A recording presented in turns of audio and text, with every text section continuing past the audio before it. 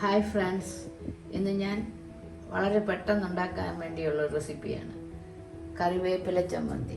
അതായത് കുറച്ച് കറിവേപ്പില ഇന്നലെ മാർക്കറ്റിൽ നിന്നും വാങ്ങിയിട്ടുണ്ട്.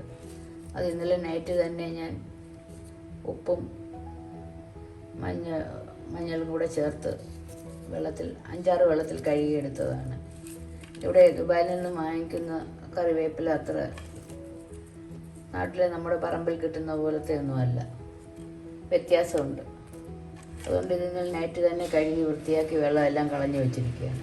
നിങ്ങൾക്ക് നാട്ടിലൊക്കെ നല്ല കറിവേപ്പില കിട്ടും. പിന്നെ ഈ കറിവേപ്പില ചമ്മന്തി ഔഷധ ഗുണമുള്ള ചമ്മന്തിയാണ്. വയറിനൊക്കെ നല്ലതാണ്. ഇതിന് വേണ്ട മറ്റാവശ്യമുള്ള സാധനങ്ങൾ: ഒരു ചെറിയ സ്പൂണിന് 1 സ്പൂൺ ഉഴുന്ന് പരിപ്പ്, 3 വറ്റൽമുളക്, 1 സ്പൂൺ ചനാഡാൽ, കടലപ്പരിപ്പ്, കുറച്ച് കുരുമുളക്, പിന്നെ 1 പിടി തേങ്ങ, പിന്നെ 1 കപ്പ് കറിവേപ്പില വൃത്തിയാക്കി വച്ചിരിക്കുന്നത്, പിന്നെ 1 പുളി, ഒരു ചെറിയ കഷ്ണം ഇഞ്ചി, 1 പച്ചമുളക്, കുറച്ച് കുഞ്ഞുള്ളി,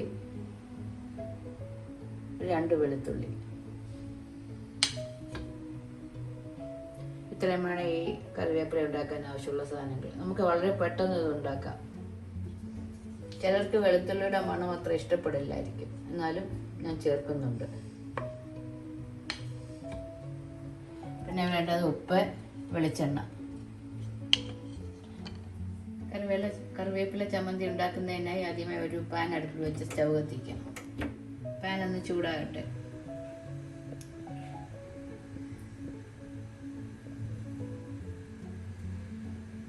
പാൻ ചൂടാകുമ്പോൾ ഏകദേശം 1 ടീസ്പൂൺ വെളിച്ചെണ്ണ ഒഴിക്കാം. വെളിച്ചെണ്ണ ഒന്ന് ചൂടാകട്ടെ.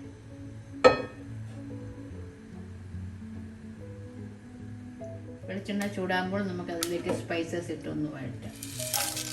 ഉഴുന്ന്, ചുവന്ന മുളക്, കുരുമുളക്, കടലപ്പരിപ്പ്.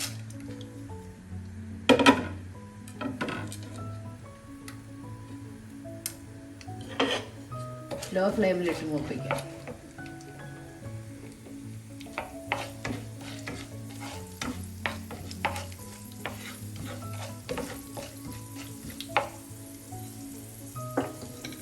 അത് ചെറുതായി മൂക്കുമ്പോൾ നമുക്ക് പച്ചമുളക്, ഇഞ്ചി, ചുമന്നുള്ളി, വെളുത്തുള്ളി ഇതെല്ലാം കൂടി ചേർത്തൊന്ന് വഴറ്റാം.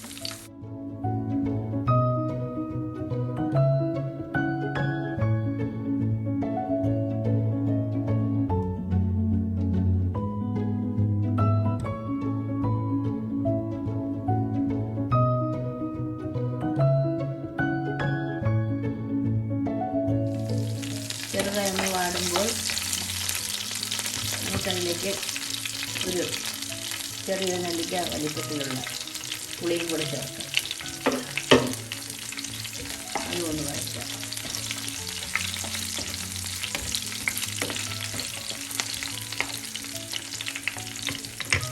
ഇപ്പോൾ കറിവേപ്പിലയും കൂടെ ചേർക്കാം.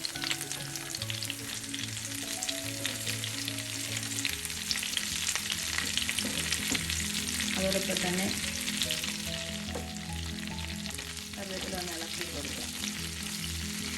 കറിവേപ്പില എത്ര വേണേലും നമുക്ക് ചേർക്കാം.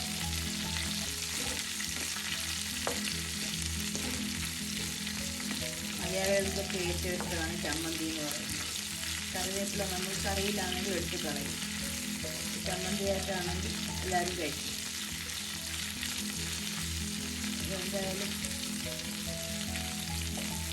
ഈ സമയം നമുക്ക് എല്ലാവർക്കും ഒരു തേങ്ങയും കൂടെ ചേർക്കാം. അതൊരു എണ്ണയിലൊന്ന് നോക്കാം.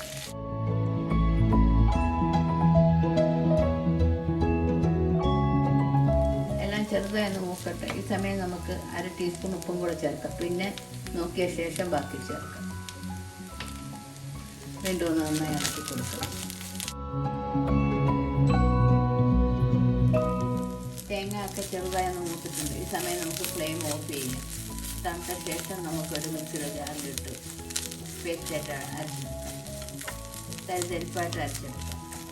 നാട്ടിലാണെങ്കിൽ അരകല്ലിലൊക്കെ അരയ്ക്കാൻ പറ്റും. ഇവിടെ എന്തെങ്കിലും മിക്സിയേ ഉള്ളൂ. ഫ്ലെയിം ഓഫ് ചെയ്യാം. ഈ കറിവേപ്പില ചമ്മന്തി ചോറിൻ്റെയും കഞ്ഞിയുടെയും ഒക്കെ കൂടെ കഴിക്കാൻ നല്ല ടേസ്റ്റാണ്. എല്ലാവരും ട്രൈ ചെയ്ത് നോക്കണേ. ഇത് എൻ്റെ ഒരു ഫ്രണ്ട് പറഞ്ഞു തന്ന റെസിപ്പിയാണ്. ഒരു തമിഴ് ഫ്രണ്ട്.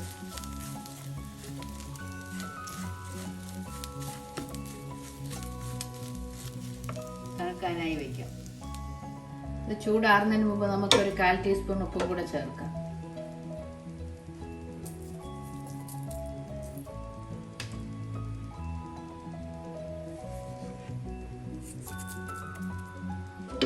അതും കൂടെ ഒന്ന് മിക്സ് ചെയ്ത്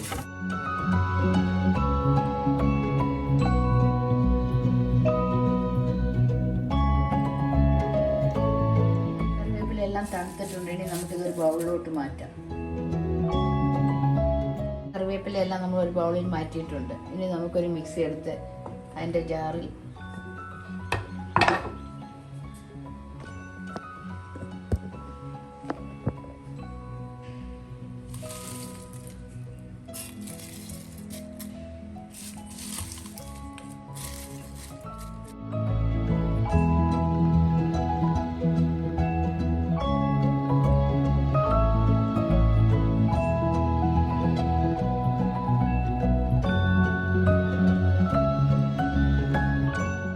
ക്രഷ് ചെയ്താൽ മതി. ഒരുപാട് അരയണ്ട. കറിവേപ്പില ചമ്മന്തി എല്ലാം റെഡി ആയിട്ടുണ്ട്. ഇനി നമുക്കൊരു ബൗളിലോട്ട് മാറ്റാം.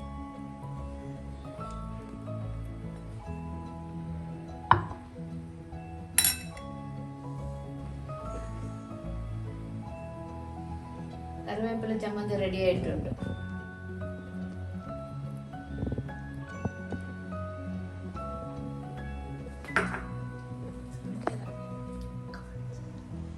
കറിവേപ്പില ചമ്മന്തി റെഡി. എൻ്റെ വീഡിയോ ആദ്യമായി കാണുന്നവർ ഇഷ്ടപ്പെട്ടാൽ സബ്സ്ക്രൈബ് ചെയ്യുക. മറ്റൊരു നല്ല റെസിപ്പിയുമായി വീണ്ടും കാണാം.